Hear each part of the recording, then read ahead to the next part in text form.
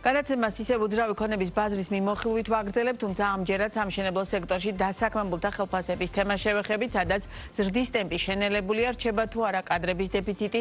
სამშენებლო სექტორში როგორ ებრძვიან კომპანიები ამ გამოწვევას და რა მოლოდინებია ანაზღაურებასთან და სამშენებლო მასალების ფასებთან მიმართებაში. მარი მელიქიშვილი გვერდება ბიზნეს პარტნიორის პირდაპირ ეთერში.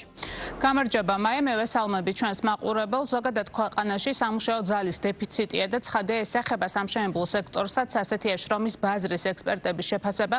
ისინი ამბობენ, რომ ეს პრობლემა განსაკუთრებით აქტუალურია ისეთ სექტორებში, სადაც სპეციფიკური ცოდნის ადამიანებია საჭირო და სწორედ ასეთია სამშენებლო სფერო.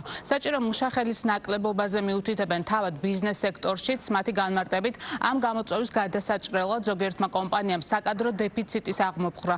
უცხოელი კადრებით დაიწყო და მუშახელი სხვა ქვეყნებიდან ჩამოიყვანა. რაც შეეხება ანაზღაურებების საკითხს, შრომის ბაზრის ექსპერტები ამბობენ, რომ წელს ამ სექტორში ხელფასები იმ ტემპით და იმ პროცენტული მაჩვენებლებით აღარ იზრდება, როგორც ეს გასულ წლებში ხდებოდა. მეტიც აღნიშნავენ, რომ კვარტალურ ჭრილში დარგში ხელფასები შემცირებულიც კი, თუმცა წლიურად კვლავ ზრდის მაჩვენებლები ფიქსირდება. ამაზე მიუთითებს საქსტატის ბოლო მონაცემებიც, კერძოდ 2025 წლის სექტემბერში წინა წლის შესაბამის თვესთან შედარებით მშენებლობის დარგში დაქირავებით დასაქმებულთა საშუალო ხელფასი 19%-ით გაიზარდა, რაც შეეხება თვიურ ჭრილში კლებას, ასევე სექტემბერში წინა თვესთან შედარებით საშუალო ხელფასი დარგში 1,6%-ით შემცირდა. თავად რიგ სამშენებლო და დეველოპერულ კომპანიებში კი აცხადებენ, რომ სამშენებლო სექტორში პანდემიის შემდეგ ხელფასები მუდმივად იზრდება და თუ რაიმე განსაკუთრებული მოვლენა არ მოხდა ქვეყანაში და მშენებლობების რიცხვი არ შემცირდა, ეს პროცესი მომავალშიც გაგრძელდება. შესაბამისად, კომპანიებში მიაჩნიათ, რომ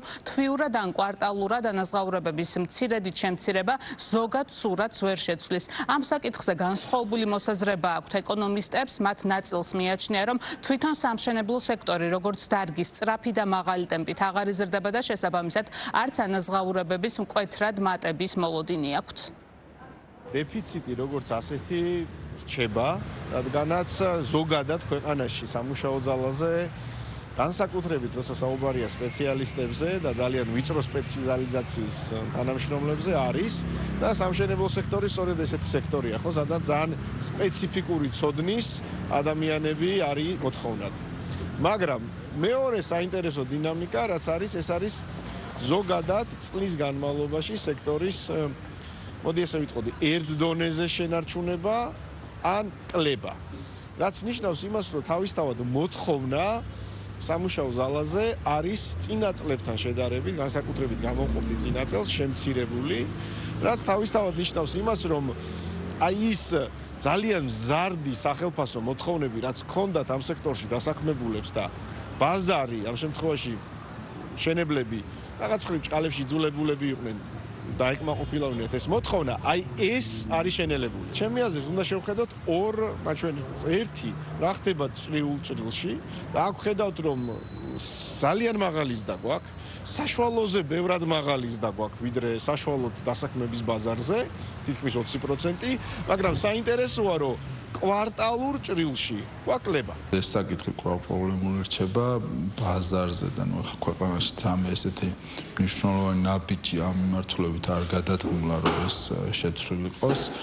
შესაბამისად ხედავთ, რომ ერთის მხრივ ტენდენცია არის, რომ მშენებლობები იზრდება და შესაბამისად პარალელურად საკმარისი კადრების მიწოდება ბაზარზე არ ხდება. ეს ძირითადად უშუალოდ მშენებლობაზე დასაქმებული ადამიანების ნაწილში იგულისხმება და უკვე ხედავთ ბევრ სამშენებლო კომპანიას, რომლებიც დაიწყეს უკვე სხვადასხვა კადრების შემოყვანა სხვა ქვეყნებიდან. შემცირებულია თავად სამშენებლო მასალებზე ფასების მატების ტემპიც, როგორც ბიზნეს სექტორში ამბობენ 2022 და 2023 წლებთან შედარებით სამშენებლო დანადგარებსა და მასალებზე ფასები დასტაბილურებულია და თუ იზრდება, ისიც ძალიან მცირე პროცენტული მაჩვენებლით კომპანიების ინფორმაციით. ერთადერთი მასალა, რომელზეც წლის განმავლობაში ფასები რამდენჯერმე გაიზარდა, ბეტონი და არმატურა, სხვა მხრივ კი მასალებზე ფასების სტაბილიზაცია შეინიშნება, რაც კომპანიების განმარტებითვე აისახა კიდეც გასაყიდი უძრავი ქონების ქონების ფასებზე მათივე თქმით წლიდან წლამდე ბინები ძვირდება, თუმცა მცირედით და არა ისე როგორც ადრე ხდებოდა, ანუ 15 და 20%-ით. ოფიციალური სტატისტიკური მაჩვენებლები კი თავად მანქანა დანადგარების გაძვირებასთან მიმართებით ასეთია. სექტემბერში წინაწლის შესაბამის თვესთან შედარებით სამშენებლო მანქანა დანადგარების ფასები 5,3%-ით გაიზარდა.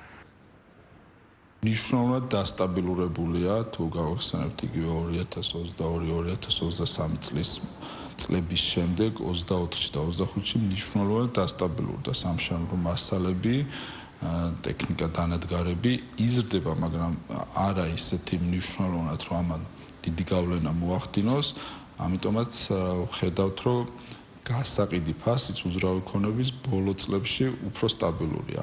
სტაბილურს როცა ვიძახი არ ნიშნავს, რომ არ იზრდება, მაგრამ იზრდება ბუნებრივი ზრდით, რომელიც არის დაახლოებით 7-10% წლიურად.